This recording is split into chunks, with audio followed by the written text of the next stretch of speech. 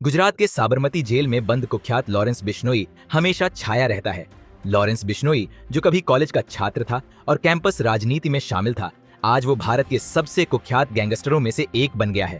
उसके गिरोह का दबदबा पंजाब के म्यूजिक इंडस्ट्री से लेकर मुंबई की गलियों तक फैल चुका है। दरअसल बिश्नोई का सत्ता में आना कैंपस राजनीति से शुरू हुआ, लेकिन पिछले कुछ सालों में उसने न सिर्फ गिरोह के संचालन का विस्तार किया, बल्कि क्रूर हत्याओं से लेकर जबरन वसूली रैकेट और हथियारों की तस्करी के पीछे मास्टरमाइंड की भूमिका भी निभाई।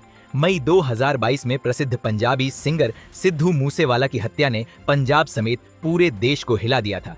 उसी समय लॉरेंस बिश्नोई बेहद सुर्खियों में आया था, जिसके बाद वो भारत के सबसे कुख्यात गैंगस्टर के रूप में जाना जाता है। तिहाड़ जेल में बंद लॉरेंस बिश्नोई के इशारे पर 29 मई 2022 को पंजाब के मानसा जिले में मूसेवाला की 6 शूटरों ने गोली मारकर हत्या कर दी थी। जांच से पता चला कि कनाडा से काम करने वाले उसके सहयोगी गोल्डी बराड ने हत्या की साजिश को अंजाम दिया था।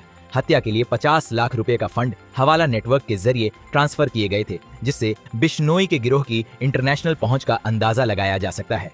बिश्नोई ने करीबी सहयोगी विक्की मिडदुखेड़ा की हत्या का बदला लेने के लिए मूसेवाला की हत्या कराई गई थी। अब समय के साथ ये स्पष्ट हो गया कि लॉरेंस बिश्नोई ने जेल में रहने के बावजूद भी पूरे देश में गिरोह का विस्तार किया। साल 2018 से 2022 के बीच उसने उत्तर प्रदेश में सहयोगियों के जरिए 9 मिलीमीटर पिस्तौल और AK-47 सहित 25 बंदूकें खरीदी, और इन हथियारों का इस्तेमाल न केवल मूसेवाला की हत्या में किया गया, बल्कि देश भर में अन्य अपराधों में भी किया गया। लॉरेंस बिश्नोई का असली नाम बालकरण बरार उर्फ बल्लू है।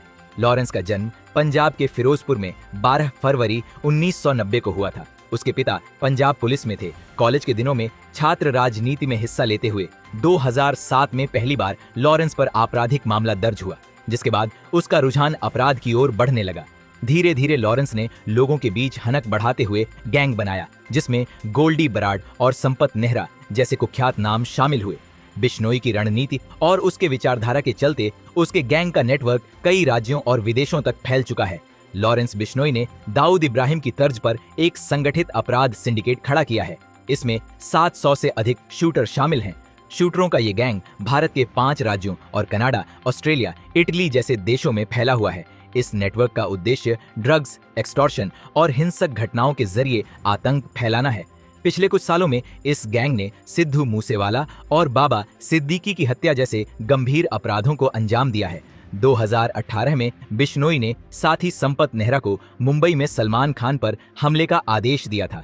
हमले के प्लान में सलमान खान के गैलेक्सी अपार्टमेंट की रेकी की गई और साथ ही लॉन्ग रेंज वाली हथियार की व्यवस्था भी की जा रही थी। हालांकि हरियाणा पुलिस ने समय रहते नेहरा को गिरफ्तार कर लिया।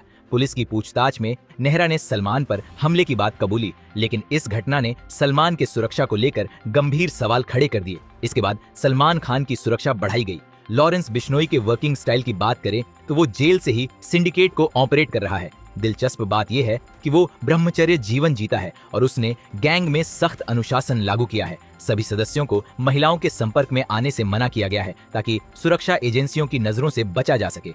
नवरात्रि में मौन व्रत रखना, दही का सेवन करना और साधारण भोजन करना उसकी दिनचर्या का हिस्सा है। ऐसा माना जाता है कि इस दौरान बिश्नोई गैंग बड़े आपराधिक वारदातों को अंजाम देता है, जैसे दशहरे पर बाबा सिद्दीकी की हत्या। वहीं सोशल मीडिया पर लॉरेंस बिश्नोई और गोल्डी बराड के नाम से सैकड़ों पेज बने हैं, जो आजकल के युवाओं को अपराध की ओर आकर्षित कर रहे हैं। गैंग से जुड़ने के लिए इच्छुक युवाओं को पहले छोटे छोटे टास्क दिए जाते हैं और इसके बाद उन्हें गैंग में शामिल किया जाता है। कई युवा तेजी से पैसा कमाने के चक्कर में इस गैंग का हिस्सा बन रहे हैं, जिससे समाज में अपराध का स्तर और भी बढ़ता जा रहा है।